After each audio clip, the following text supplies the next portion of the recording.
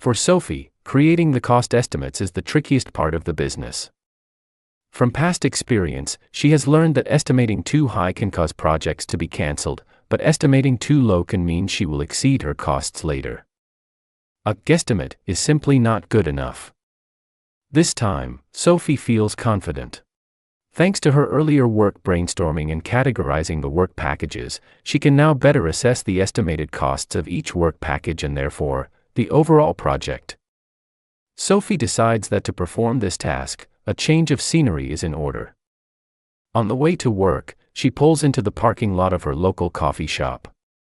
After ordering a large coffee, she opens her laptop and looks at the project schedule. The majority of the costs for this project will come from the people working on the project in the form of their salaries. At Deco Productions, the finance department has calculated what is known as a loaded rate for employees who work on projects.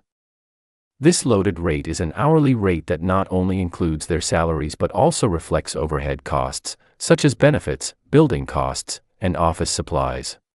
So far, 2 people have been assigned to the project, Sophie and Fatijit. While other team members have not yet been assigned to the project, based on the work involved, Sophie knows she will need the following resources.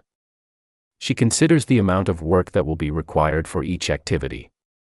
For some activities, she uses her in-depth knowledge of the work involved, while for others, she considers past projects. She makes a quick call to one of the company's graphic designers to verify her estimates for the graphics-related work.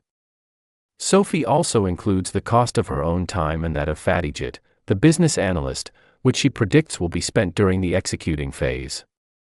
During the 5 weeks of execution, she estimates that about 1/3 of her time will be needed to manage the team, resolve issues, and communicate with the project stakeholders.